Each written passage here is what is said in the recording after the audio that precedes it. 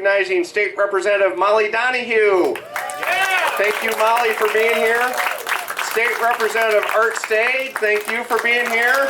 Stand up, Art. Stand up. Thank you, Art. I want to recognize our Lynn County Democratic Chair, Brett Nellis. Thank you, Brett, for being here. I want to recognize our Iowa Democratic Veterans Caucus Chair who came down from Dubuque, Ron Healy. Where are you, Ron? Thank you, Ron, for being here. The Secretary of the Iowa Democratic Veterans Caucus, locally here, Joe Stutler. Thank you, Joe. We have a candidate for the United States Senate, Eddie Morrow. Eddie, where are you? There you are, Eddie Morrow, over here. Thank you, Eddie. And then I've got a few people with some of the groups that have been helping with these climate conversations. I want to recognize Phil Engen with Citizens Climate Lobby. Thank you, Phil. Mike Wyrick with the Sierra Club. Thank you, Mike, for being here. Joe Wilkinson with the Iowa Wildlife Federation. Where are you, Joe? Joe's over here. Thank you, Joe. Billy Wilson with Biofuels Vision 2020. Thank you for being here. Cheryl Valenta with Iowa 350. Thank you, Cheryl. And I want to make a special acknowledgement to Joe Ossie with Veterans for Peace. Thank you, Joe, for helping organize this event tonight. Our special guest tonight is not only a United States representative from Hawaii, she is the first female combat veteran ever to run for the United States presidency. Along with Tammy Duckworth, she was the first female combat veteran ever elected to the United States Congress. Before being in the United States Congress, she served in the Hawaii State Legislature and the Honolulu City Council. And there's a lot more to be said. Born in American Samoa, grew up in Hawaii, United States Representative Tulsi Gabbard. Thank you so much for being here.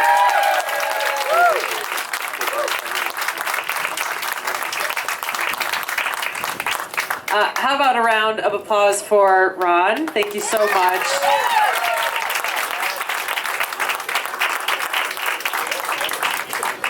And thank you all for coming. It's great to be back here in Iowa and great to be here with all of you. Thank you, Veterans for Peace, and just the many community leaders who have taken the time to be here today, but I think more importantly, thank you for the dedication and the commitment to service that all of you have, including our other elected officials here today. Thank you so much. It's great to see you again. So we're here to talk about climate change, among other things. And this is something that unfortunately is often relegated to maybe one section of the political conversation. But I know many of us here realize and understand that this is an issue and a challenge that is central to our lives, central to our community, central to our existence and our future and our national security. I think it's important that we are able as a community, as a society, as a country, to have this conversation in a non-political, non-polarizing setting. Because that's the biggest frustration that I see in Washington, is that once you bring up these two words, climate change, depending on the crowd that you're in, you'll either lose a whole bunch of people who are turned off because they see this as a polarizing issue, or you see others who then maybe look down on those who see climate change as something they don't want to talk about.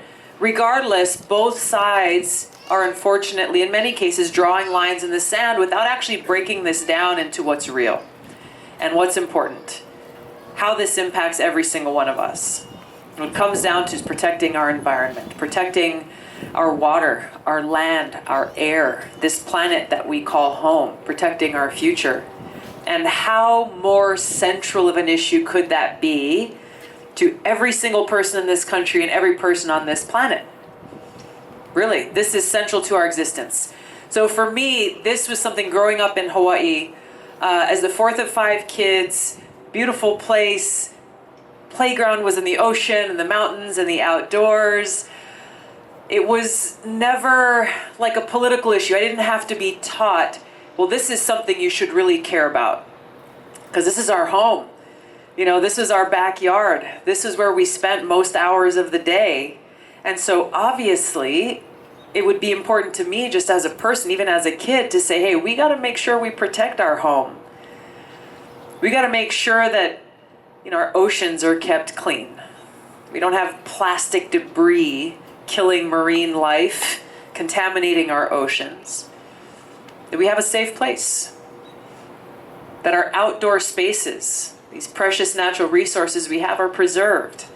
That we have trees and beautiful parks around us. That we have clean air to breathe and clean water to drink. So this is something for us in Hawaii, for us and our family, and even culturally, Native Hawaiian culture in Hawaii, we're brought up understanding, as in many indigenous cultures, that we as people are here as stewards of this planet, caretakers, not to exploit these resources that we have, but here to take what we need to live and survive, but to preserve and protect for future generations. So I'm grateful to have grown up with this upbringing. It's actually what got me involved in politics in the first place. My younger sister is here. Wave, hi, sister. We have 3 older brothers, and of the 5 kids in our family, somehow I was the most shy, most introverted, most happiest with my nose in a book of all the kids. People never believe me when I tell them this, but you talk to anybody who I grew up with, they'll tell you that's true. My little sister was the exact opposite, total extrovert. I studied martial arts. She wanted to be an actress and, you know, a rock star. So she was my spokesperson as kids. Whenever we'd go out, Mom said, hey, go to the grocery store, get some stuff. Like, she would talk to the cashier. She would ask anybody questions, and I was totally cool with that. But what really started to get me to break out of my own shell was the protection of our planet. Because I'd go with my friends out to the beach on the weekends, and I started to get kind of angry when we'd see a bunch of trash lying out on the beach every weekend. So we go and we start to pick it up, and like, okay, great, the beach looks better. Then come back the next weekend, it's just as bad. So it spoke to a deeper need for change. And so what I did as a teenager, I co-founded a nonprofit called Healthy Hawaii Coalition. And our goal was to really focus on elementary aged kids, to just teach these basic lessons about how there are consequences to the actions that we take. You know, if you're driving down the street and you're eating a bag of chips in the car and you throw the bag out the window, there's a consequence to that. You know, if you've got a garden at your house and you go and you spray a bunch of Roundup and pesticides in the garden, there's consequences to that. Not good for you and not good for your garden. And so what I did to implement this program was I wrote a fun little skit called The Adventures of Water Woman. And naturally, I played Water Woman in this skit. But we took it, and I was Water Woman and Oily Al, day in the life of Oily Al.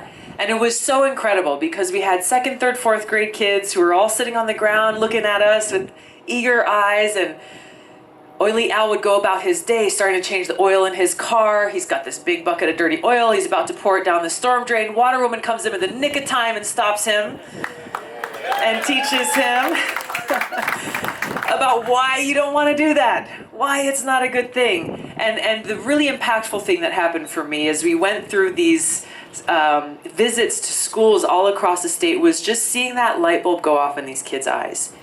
And to see the beginnings of that change where even they could understand at their age why what we were talking about was so important. They connected the dots. That this wasn't a political issue that adults cared about. This is something that we, all of us at every age, can recognize as important to us in a very deeply personal way.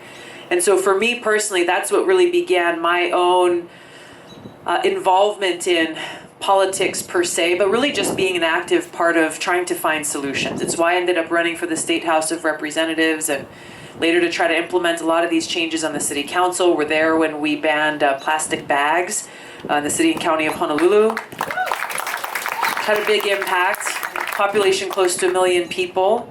And it's something I continue to be very passionate about now in Congress.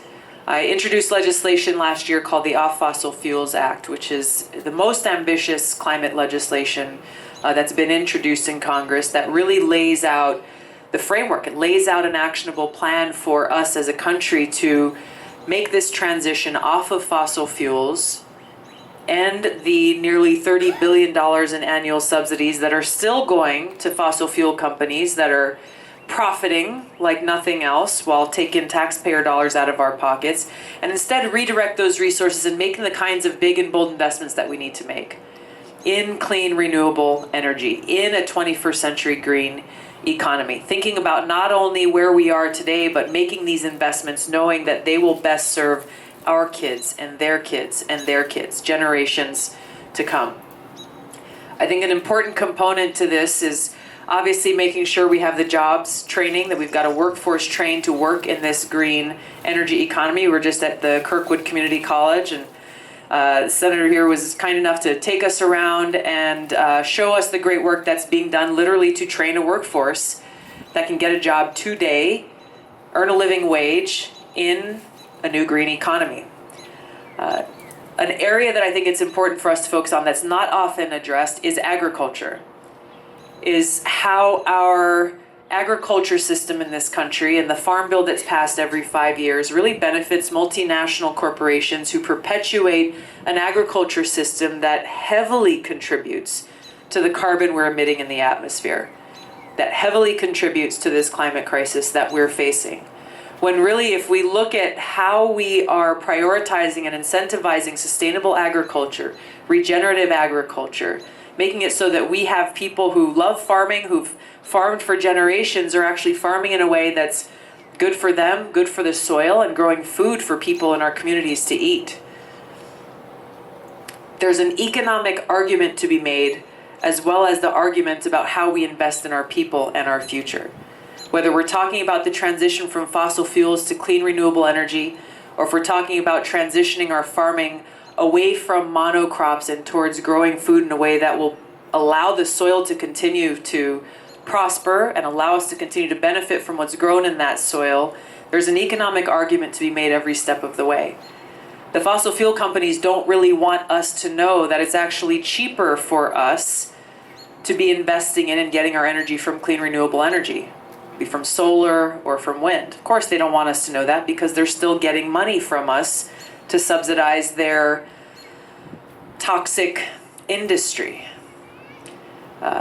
The national security threat, again, is something connected to climate change that is not often talked about. I think not, maybe even if it's mentioned, it's not always made clear what the connection there is. Obviously, when we look at how many wars have been waged for the purposes of oil, that's an obvious one. If we're less dependent on foreign countries and their oil and fossil fuels, that creates the independence that we need.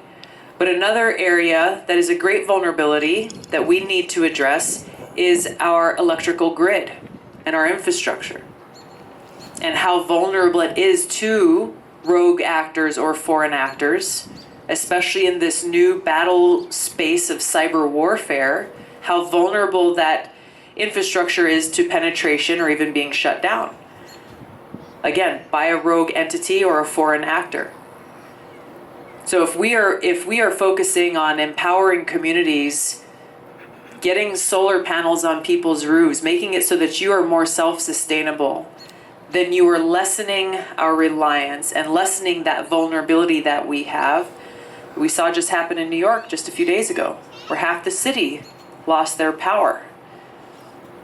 So this is what we're dealing with when we're talking about the kinds of security threats we face, the kinds of environmental threats we face, the kinds of food security threats we face. In really almost every aspect of our lives, we can see the direct connection between why this is something that requires our urgent action and urgent attention. And so this is where, as I talk to folks who are saying, well, because this is such a partisan issue, you're never going to be able to pass legislation like the Off Fossil Fuels Act. But I disagree, because we know that we can make progress when we're not having judgmental conversations saying, I'm right, you're wrong, I'm good, you're bad, I'm pure, you're evil, which is unfortunately the tone that's often used around this issue. How could you not believe that climate change is a problem? Rather than actually saying, all right, You and I are coming from different places, different experiences, maybe different understandings, but let's talk about what we share. Let's talk about what we have in common first, and have that be the basis for our conversation. Relating to each other with what we in Hawaii call as aloha, the aloha spirit, respect, kindness, care, that recognition that we are all God's children, we are all connected, even if we may come from different places or have different ideas. Really, when we gather in that spirit of aloha with that focus on what is in the best interest of humanity, what is in the best interest of the people of our country, what is in the best interest of our safety and security in this country. If we love our country, let's talk about how we can turn that love into action and start at the basics. Every single person here wants to make sure that our kids have a safe place to live and grow up in and prosper. That every American in this country will have clean water to drink. That we'll be able to wake up and have clean air to breathe. These are things that are central to all of our existence. And if we start our conversations there, we will find that agreement, and that allows us to take another step forward, and then another step forward, and then another step forward. And this is how we have to make progress, to make the kinds of big change and big reforms we need to see here in the United States of America, so that we can truly be the kind of leader in the world that we should be.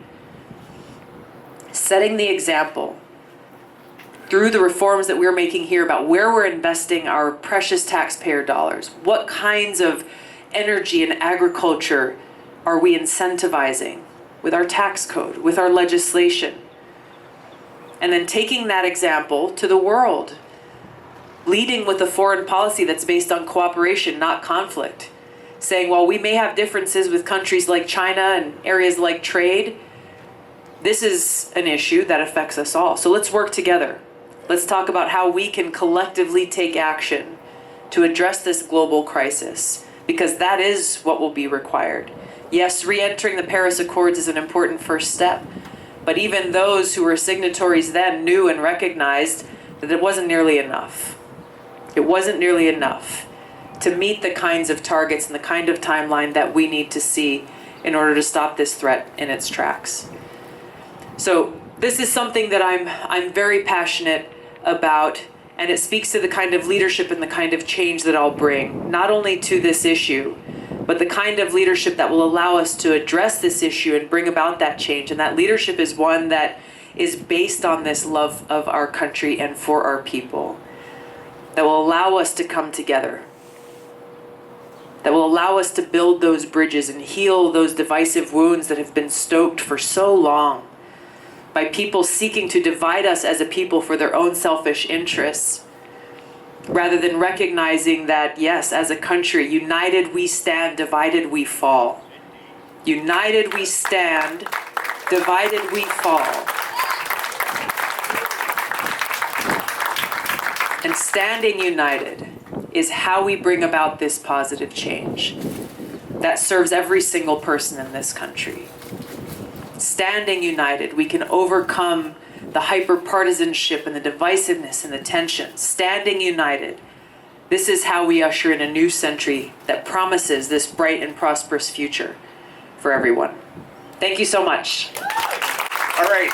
So if you have some time for some questions, okay, I gotta actually have a couple questions I want to ask, and then as I'm doing that, please think of things and we'll call on people. So, Water Woman, we need your help. We have a problem with flooding in Iowa, and we've had 500-year floods in 2008, 2010, 2011, 2016, now again in 2019. In Cedar Rapids, where we are right now, our story and our experience in 2008. We had over 5,000 homes flooded, about 20,000 people were evacuated, 1,000 businesses, churches, nonprofits flooded. Virtually every major facility of city government. It was a $5 billion disaster. It took the federal government, and I'm just sharing this so you know about it, 11 years to commit to provide 18% of the cost of a flood protection system, the rest of which is going to be paid for by the state and by, thanks to the objectively good work of certain state legislators. And unfortunately, local property taxpayers. They just voted to raise our property tax to pay for it. So we have this problem in Iowa, and of course you look around the country, a town like Paradise, California, obliterated in a fire, Hurricane Maria in Puerto Rico. What is your thought about, what's been your experience with disasters like that are climate related? And what's your thought about how we can pull together as a country to support people who have been experiencing that? And if it's okay with you, I think on the question and answer, I'll just stay up here on stage with you. Is that all right? Okay. Here we There's space enough here for both of us. I had a chance to see some of the communities that were more recently really devastated by flooding. We were in Pacific Junction and drove through little town and saw how basically every single home there was not just flooded but completely covered, and stopped and were able to help out one of the families. We spent a couple hours with them as they were spending their day tearing down drywall, ripping up the carpet, ripping up the flooring, and just trying to get to a place where things could finally dry out enough to begin to rebuild. And some of the things that I heard from these homeowners who had put everything, all of their savings, into being able to buy this home for cash so that they and their two little kids would have a secure future that they wouldn't have to worry about. And now we're wondering, well, what the heck do we do now? And so I was asking them, are you going to start rebuilding? What is your plan? Because it's obviously uninhabitable. You want to be able to come and make your house here. But what they were telling me was, pointing to what you were saying, that the Army Corps of Engineers was saying that it might take 2 to 5 years if they started rebuilding those levees and strengthening the infrastructure there. But what's to say another flood couldn't come the following year? And they're talking about, well, small business loans. There's a clock on those and how quickly you have to use them, but they don't want to take out a loan to start to rebuild only to be flooded again the next year. I was in Malibu not long ago and visited those communities that were ravaged by fires and talked with a lot of the civilian, I guess, volunteer firefighters. They weren't volunteer firefighters before, but the people in the communities who just stood up and said, hey, we got to help each other out. And really took action that ended up saving homes and saving lives. Seeing the impacts of climate change here, seeing the impacts of climate change there, seeing the impacts of my own home communities in Hawaii, in my district, who over last year were ravaged by flooding, landslides, historic rainfall, people who've been displaced and may not be able to come home. So these are things that point to the need for an urgent response to deal with this resilience, this investment in resilience that we have to have at every level of our government, and working with community leaders. And that was one of the things that I was talking with some of the folks in California about is, well, what are you guys doing now? Because, you know, Congress is frustratingly slow at best right now. But some of the things that they're doing at their local level, the city council and at their state legislature, is looking at zoning, changing zoning laws, looking at what kinds of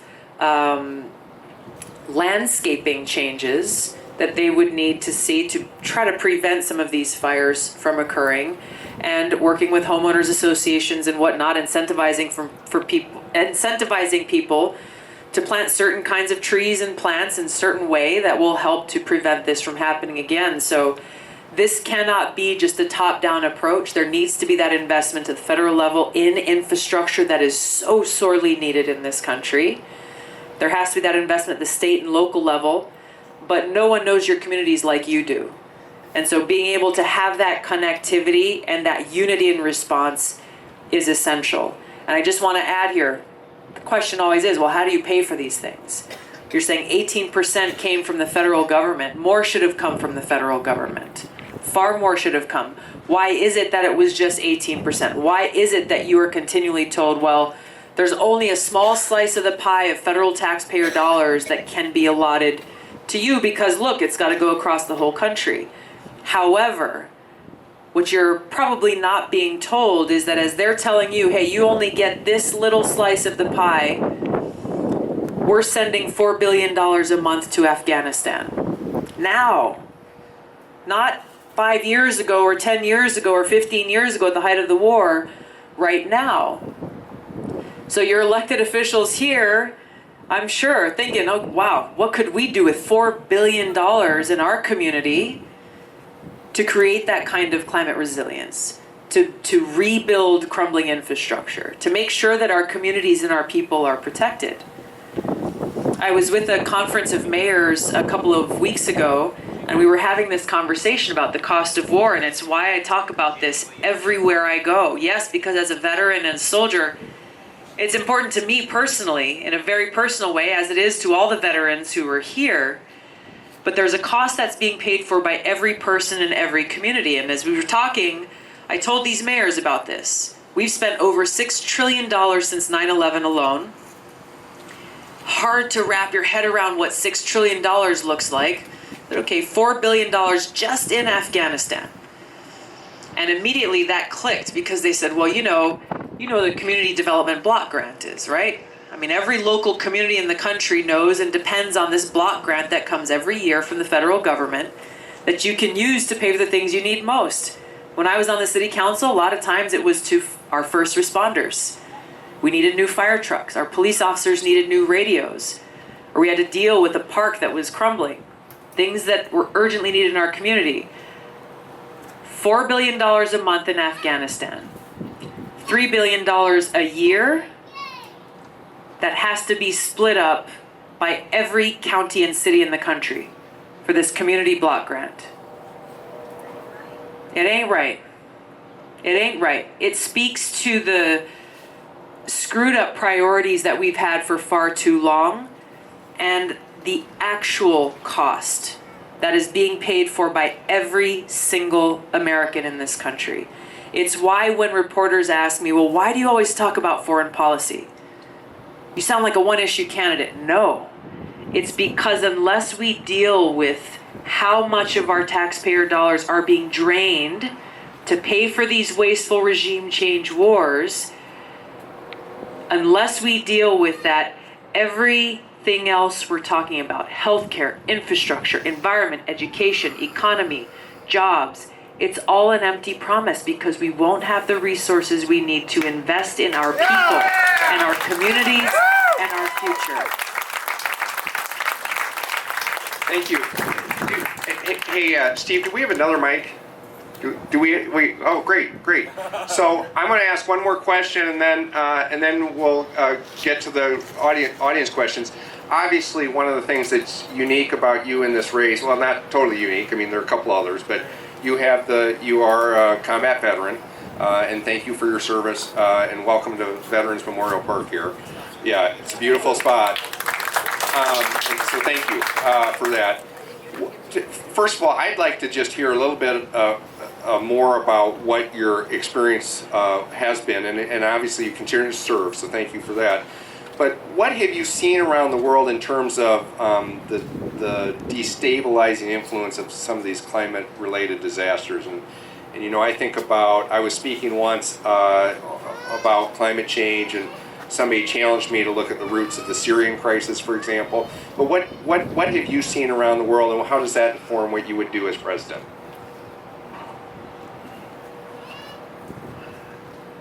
When I first deployed to Iraq, it was 2005. It was during the height of the conflict. Our camp was about 40 miles north of Baghdad in what was often called the Sunni Triangle. And there were a lot of casualties during that time. I served in a medical unit where every single day I was confronted with that very high human cost of war. There was a big sign at one of the gates to our camp that most of the patrols went in and out of every day that read in big block letters, you couldn't miss it, "Is today the day?" And it was a reminder every day when I went by that sign and I saw it that any day could be our last, that our moment could come at any time. And you know, it's something it made an impact on me then, and it's something I still think about because it was a reminder there of how little time we have. And for me, wanting to make the most of the precious time we've been given, wanting to do my best in my own life to be pleasing to God and to make a positive impact on those around me, which, I mean, has really led to the sense of urgency that I have to deal with these issues, to bring about the kind of change that we need to see. One of the things that we're still struggling with now and that we're actively fighting to change in Congress is the environmental impact that we had in the many different countries where we've been across the Middle East in the toxic burn pits. This is the Agent Orange of my generation of veterans, post 9/11 veterans, where every one of these camps, our camp was fairly large. It housed thousands of troops, both from the US and from NATO forces. And, you know, there's no, at least at that time, maybe it's changed, but at least at that time and for a long time, there's no organized waste disposal system. It's in a combat zone. You're at war. There's no trash pickup on Mondays, Wednesdays, and Fridays. No, every single thing went into this burn pit of waste. And it was lit up and burned. Everything from plastics to paints to, you know, old furniture, anything and everything went into this burn pit. And that's what we breathed every single day that we were there. So our deployment was about a year, and a lot of folks went back and they had other deployments. So when you think about that kind of exposure to these toxins that none of us really know what was in there, and you see what the impacts are. Again, this is what we saw with many of our Vietnam veterans who were exposed to Agent Orange, who came back and years later started to see the health impacts, and were trying to fight for their rights and care with the VA, saying, hey, look, this is service connected, and we're left hanging for so long. Well, this is what our generation of veterans is going through now. Where friends of mine who are otherwise young and healthy and in shape are dealing with very rare forms of cancer, respiratory illnesses, and veterans who are dying in their early 40s, not because of the kinds of combat, not because they were blown up, but because of this exposure to toxic burn pits. The problem is this is still going on today. The DoD is still using these burn pits in different places. Service members are still being exposed, and the VA and the Department of Defense still have no accountability, no by name list of everyone who has been exposed. There's a number of different impacts that we can talk about, but really I think to the heart of your question, my eyes were really opened about why we were really sent there to Iraq in the first place. We as soldiers, we the American people were told a pack of lies saying, well, Saddam Hussein, he's a really bad guy, he's working with Al-Qaeda, he's got these weapons of mass destruction. If we don't go and overthrow him, then Al-Qaeda could use those weapons of mass destruction against the American people. And a lot of us believed what we were told. We wanted to go after those who attacked us on 9/11. We wanted to keep the American people safe. But being there, we started to see, well, that really wasn't it at all. Of course, they didn't find any weapons of mass destruction. It wasn't working with Al-Qaeda. But I started to see who was making money off of this. In our camp, again, big camp, there was a logo that was stamped on virtually everything in our camp. Every container, connex, porta potty, shed, truck, bus. Yeah, it wasn't the American flag. It was KBR Halliburton. Everything. Everything. And so, you know, we're a brigade of people from Hawaii, a very diverse group of soldiers. Hawaii is diverse. We have people from across Asia, Polynesia, the Philippines, all over the place. And so we make friends easily. And a lot of the workers that were hired to work in their camp came from countries like Vietnam, the Philippines, Sri Lanka, Nepal, India. They were cheap labor. So we made friends with them. We started talking to them, asking them, hey, how much do you get paid to do what you're doing? To work a 12-hour day, 7 days a week, to be away from your family. Oh, we get $500 US dollars a month. What? How often do you get back to go home to see your family?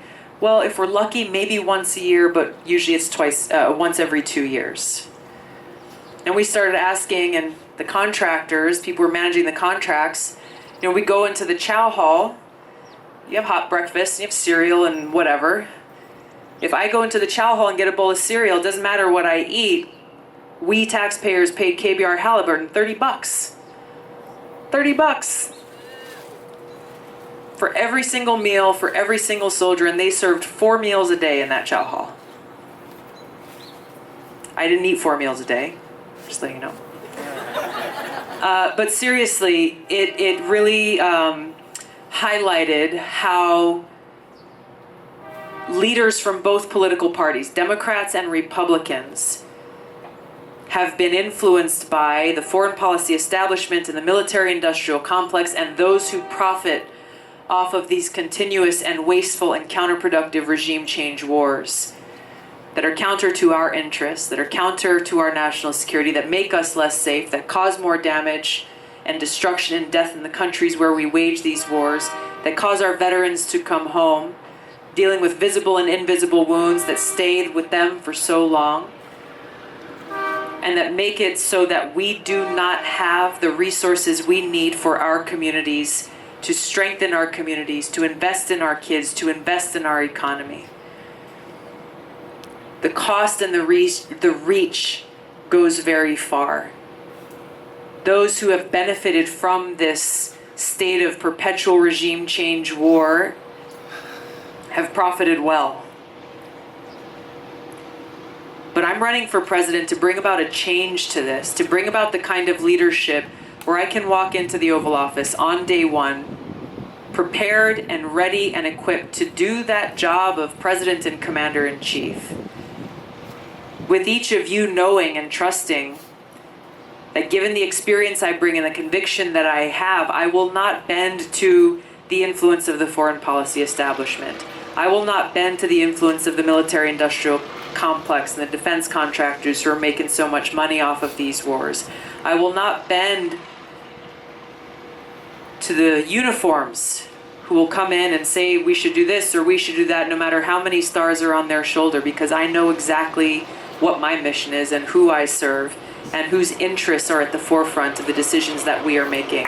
Strengthening our country, keeping our people safe, and honoring the great service and sacrifice of our troops, making sure that they are only sent on missions that are worthy of their great sacrifice. Thanks for talking about Dick Cheney's Halliburton. Thank you. We have, and this is why this is so important. I'll open it up after this. We have had a lot of lip service paid to us as voters, election after election after election. You've heard politicians say what I'm saying before, right? This is not the first time you're hearing it. The difference is when these politicians have gotten elected, they have failed to deliver on these promises time and time again. But what I'm telling you is they have not walked in the boots that I have. They have not seen what I have seen. They have not experienced what I have experienced. They have not stood downrange in Iraq before those empty boots, that rifle and that helmet, paying that last salute to our friend whose life was taken, and for what? Young Americans who put everything on the line, not for KBR Halliburton, but because of love for our country, love for our people. They are who I'm fighting for. You are who I'm fighting for. So the odds are great, but I know for certain nothing is more powerful than we the people stand up. Nothing is more powerful than when we make sure that our voices are heard. Then and only then can we bring about this kind of change that we must see, because we have no time to waste. We've lost far too much. Excellent. All right, start Laura. We'll go there, and then we'll go to Phil, and then we'll come back here to Kathy. I think most, if not everyone here, will agree with the notion that we need not be involved in regime change wars. Does that position make you an isolationist? Great question. No. Let me tell you why. It is it's kind of a sad state, and I hear this a lot in Washington too, that this is the conclusion that's drawn from the message that I'm bringing. But it reveals something much deeper that I find to be disturbing, especially from the foreign policy establishment, which is that if we are not bombing countries, if we are not toppling regimes, if we are not acting as the world's police, if we are not choking their economies with crippling sanctions, then obviously there's no other way to relate with countries in the world, right? Because that's really what that means. But nothing could be further from the truth. We look at the values that we stand on in this country, the freedoms that we cherish. We have a great opportunity not to be the country that bombs every other country that disagrees with us, not to be the country that goes and topples which dictators we don't like and leaves the other ones in place that we do, but instead to be that leader in the country that is a force for good, that is a force for peace, that is a force for brokering new relationships that are based on cooperation rather than conflict, that is a force for reducing the nuclear weapons that we have in the world that are pushing us closer and closer to the brink of nuclear disaster. This is the kind of foreign policy that I'll lead with, the kind of foreign policy that will strengthen relationships with other countries, that gives us the opportunity to work out tough issues and differences that we have diplomatically and peacefully without immediately resorting to war, and that creates that opportunity for us to work together to address things like climate change. We will not have that space if you continue down the path that we are on, where the world sees the United States as the bully with the stick and the biggest bombs in the world. You really think that's how you can make progress with someone? You think about it in our own lives, right? Nobody wants to hang out with you. Nobody wants to talk to you. Nobody wants to make a deal with you if you're just standing there, not with a stick, but with a nuclear bomb, or many of them. Come on. What we're really talking about is people. People. And for those of us who've had the chance to travel and to be in different parts of the world, both, for me in the military as well as a civilian, you get to know, hey, their concerns are not so different from ours. You've got families just like ours who really just want to live free and peacefully and safely, have a future for their kids. So what I'm advocating for is exactly the opposite of being an isolationist. It is to engage constructively and productively and positively and cooperatively with other countries in the world. That'll strengthen us, and that'll strengthen the world.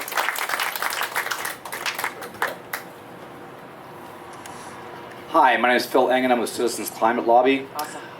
First of all, thank you for military and congressional service. We appreciate it very much. This afternoon, I read your Off Fossil Fuels Act, and I want to applaud you for your aggressive goals in there, being off fossil fuels by 2035. That's awesome. When you are president, and there is a democratically held Senate, Democratic House, are you still committed to a bipartisan solution to climate change so that we don't get, as what Senator Michael Bennet said in this event yesterday, the ping pong effect, where the next administration or the next election is all about repealing everything that you just accomplished? Yeah, thank you. That's such a great point. And the answer to that is absolutely yes. When I'm talking about uniting our country and bridging these divides that have gotten so deep and destructive, it speaks to that necessity, that it's not just about preaching this when Democrats are in the minority, saying, well, of course you got to work with Republicans because they hold the Senate if you want to get anything done. It's not a matter of only doing this as necessary to accomplish your aim. It's really recognizing that what is necessary is for us to come together as a country so that this is change that will be sustained beyond the next election. I think there are a lot of examples we could point to, but the Affordable Care Act is one of them, where if one party does something all on its own without really trying to get that collaboration with members from the other party, then you end up being sabotaged as soon as the next election happens or if you lose power. This has to be about unifying and lasting change that we need to see, which is why it's so important not to just have these relationships based on convenience. Yeah, I'll be nice to you when I need you. When I don't need you, I'll turn my back away and ignore you. No, it's about really having that sincere relationship that is truly based on the respect that we have for each other as people, and knowing that we can disagree on a whole host of issues, but I know that we can work together on this. That's how we have to make progress that will withstand our lifetimes and those who will come after us. Thank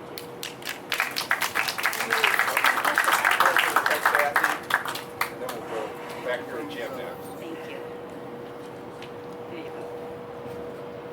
I asked for help. There you go. Thanks.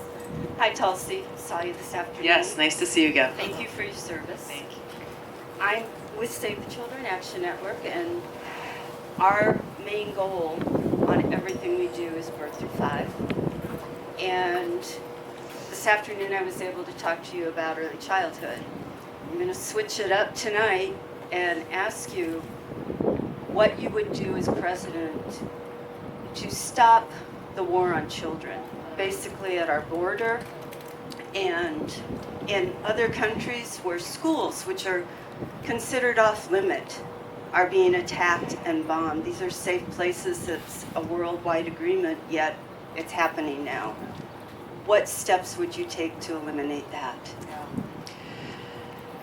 This is heartbreaking every day that we see not only what is happening in other countries or other parts of the world to children, but what's happening right here on our borders. We as Americans cannot allow this to stand, where children are being separated from their parents and being held in these squalid conditions. It's hard to describe, but the pictures say more than words ever could. This has to end. If I'm president right now, the first thing that I'm doing is ending this policy, making sure that these kids are reunited with their parents, making sure that these overcrowded, fenced-in cages are done away with.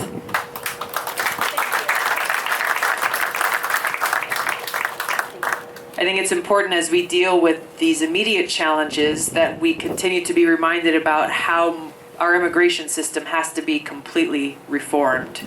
This is another one of those issues that requires bipartisanship. We will never be able to see these changes implemented, these reforms fixed that really, again, this is an issue that impacts all of us. It impacts our economy, impacts our agriculture industry. It impacts our border. It impacts our families, our friends. But we have yet to see a comprehensive immigration bill pass Congress because of purely partisan reasons. Even one small sliver of it, not small necessarily, it's significant, but one significant part of that being the DREAM Act that had bipartisan support for introduction, that for my first 6 years in Congress under Republican control, they refused to bring the bill to a floor for a vote. Now we passed it in the House, had some bipartisan support there earlier this year, but the Republicans in the Senate, they're not going to take it up. So this is one of those issues of many that require us to set the partisanship aside and really look at how making progress and finding solutions that are lasting is in all of our best interests. It can't just be about who gets the win for the next election. We've got to think bigger than that and put the country first.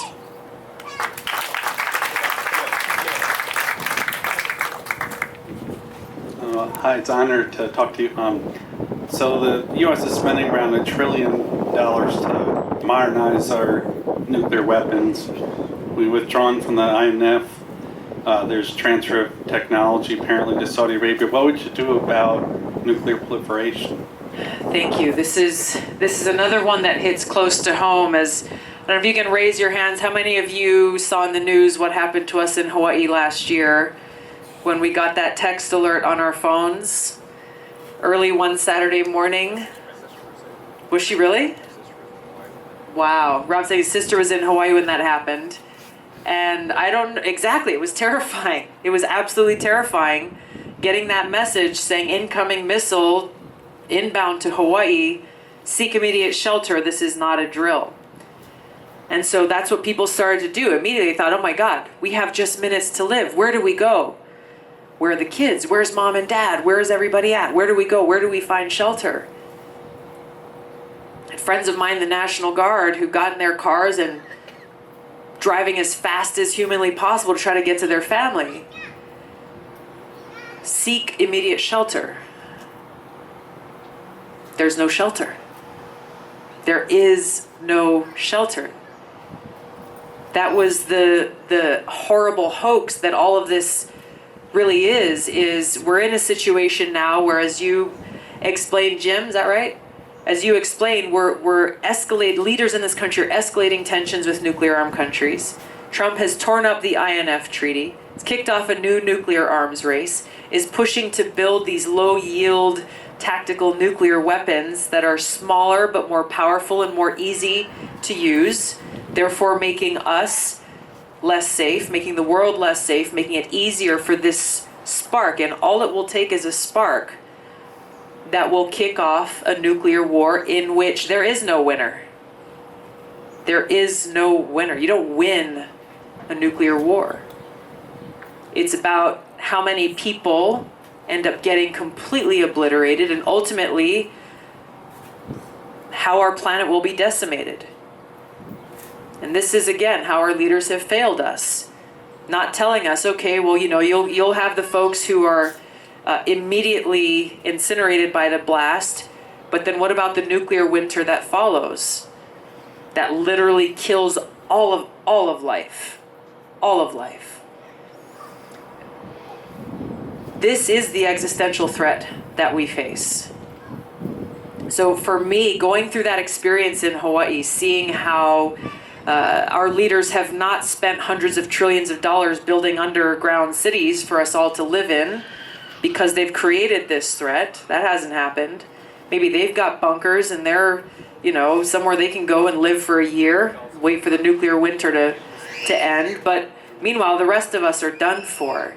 When we went through that in Hawaii, that was a trigger point for me, and really is what led me to make the decision to run for president.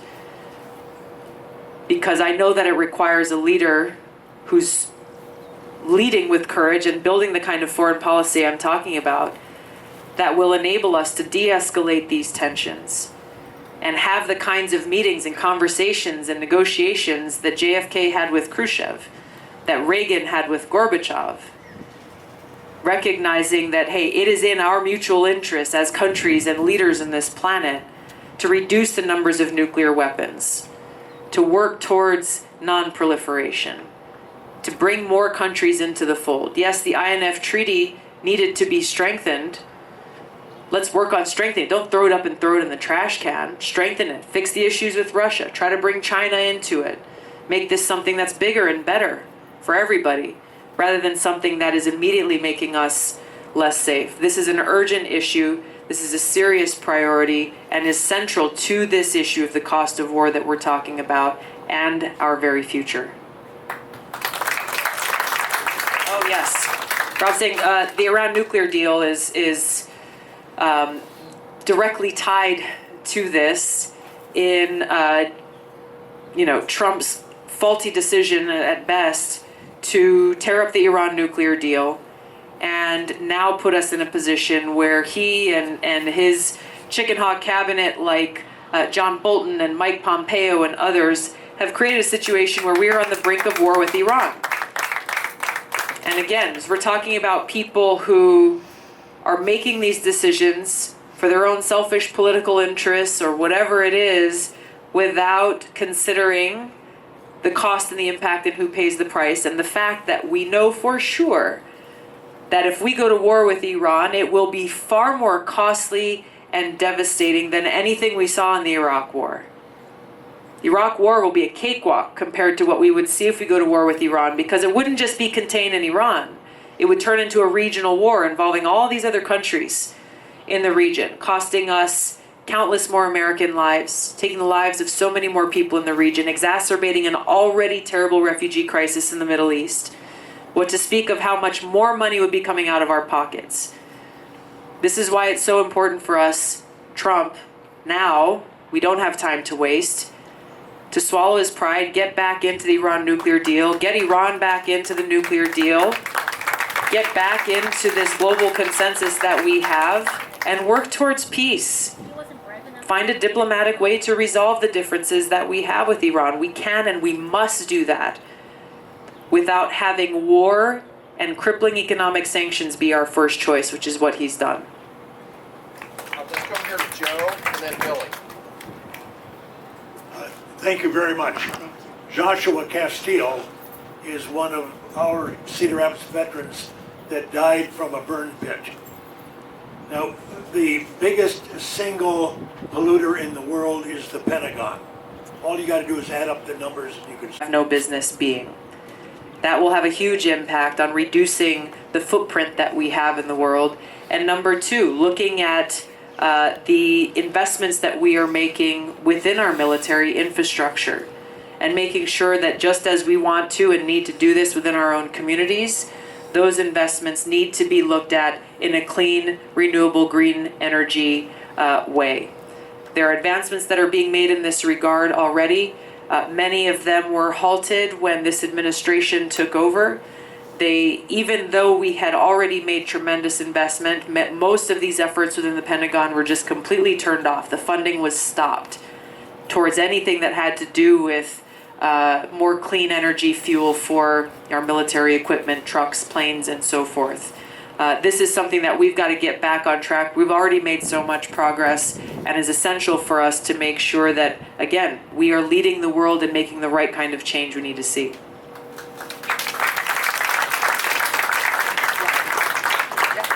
All right. Hey, Billy, I think we're going to have to do it one-on-one here at this point. That was, unfortunately, our last question. Representative Gabbard's got a little time to visit with people individually. I also want to be able to show her our Veterans Park, the memorial, before she goes. So let's have one more big round of applause for U.S. Representative Waterwoman Tulsi Gabbard. Thank you so much, everybody.